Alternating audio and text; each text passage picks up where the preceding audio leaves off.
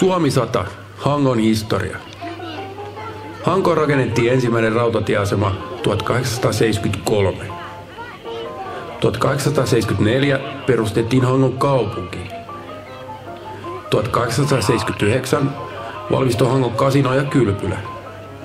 1886 perustettiin graniittitehdas, joka oli Hangon suurin työnantaja 1800- ja 1900-luvun vaihteessa. 1892 byggdes kyrkan. 1895 byggdes spa-hotellet Bellevue. 1900 rakennettiin hotelli Continental, eli nykyinen Regatta. Ja 1906 valmistui sen yhteyteen meripaviljonki. 1910 byggdes Finlands första vattentornhange. 1916 ja 1940 välillä valmistettiin tässä talossa Hangon keksejä. 6.12.1917 Suomen eduskunta ilmoitti, että Suomi on irtautunut Venäjästä ja on itsenäinen.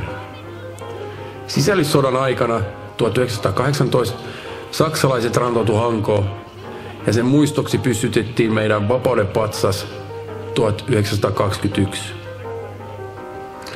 1926 byggdes Hanges första stadshus. Länsisatamassa lastattiin suomalaisia voita eteenpäin Tanskaan ja Englantiin. Ja samoilla laivoilla siirtolaiset aloittivat matkansa Amerikkaan. 1931 sjöng Malmsten för första gången Hangevalsen på Havspaviljongen. 1920-luvulla Mannerheimilla oli Hangossa kesähuvila, Villa Stormhella, ja naapurisaarella kesäkahvila, jolle hän antoi nimeksi 4 tuulen tupa. 1939 syttyi talvisota, joka kesti 105 päivää. Neuvostoliitto pommitti Hankoa 72 kertaa ja pudotti tänne yli 1100 pommia. Maaliskuuta 1940 Hanko vuokrataan Venäjälle 30 vuodeksi. Hankolaisille annettiin 10 päivää evakuointiin. Kesäkuu 1941 puhkesi jatkosota ja saksalaiset alkoivat pommittaa punaista Hankoa. Sota kesti Hangossa noin puoli vuotta. Syksyllä 1941 venäläiset lähtivät Hangosta ja ne lähtöille räjäyttivät kaupungintalon, vesitornin, rautatien ja maantien. Sotien jälkeen Hanko oli siis ihan raunioina. Hankoon tuotiin yli 1000 venäläisiä sotavankia siivomaan omat jälkensä. 1943 uusi vesitorni valmistui vanhalle pohjalle ja 50-luvun alussa kirkko korjattiin nykyiseen muotonsa. 1951 byggdes nuvarande stadshus. Hyvinvointi aloitti Hangossa 1955.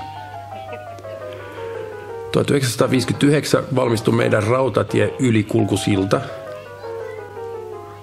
1961 perustettiin Coverhar Oy, joka lopetti toimintansa vuonna 2012. Itäsataman makasiinit rakennettiin 1800-luvun lopussa ja ensimmäinen ravintola, joka avasi ovensa, oli Origo 1987. Hanko on jatkanut kasvamista ja paljon tapahtunut vuosien varrella ja kehitys jatkuu. Tämä oli nyt lyhyt versio tulevasta dokumentista, joka on tulossa vielä tänä vuonna ulos. Lisätietoja saa Smör Magasinetin Facebook-sivulta ja YouTube-linkki tulee myös esille Smör Magasinetin kotisivuille. Itse olen Anders Augustsson ja toivottavasti nautitte esityksestä ja haluatte nähdä lisää. Kiitos kuuluu monelle, mutta erityisesti Marketta Wall, joka auttoi sisällön hankkimisessa. Ja Hanko Visuals, Ilotulituskoulu ja Hanko 100 vuotta projekti. Antakaa niille kunnon aplodit.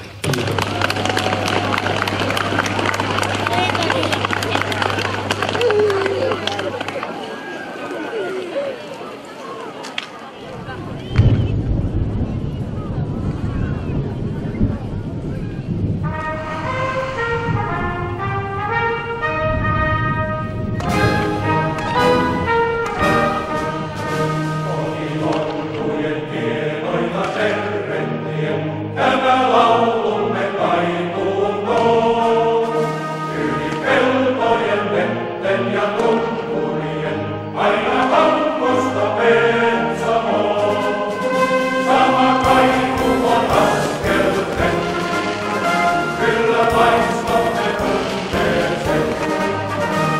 Rakon kuljetaan.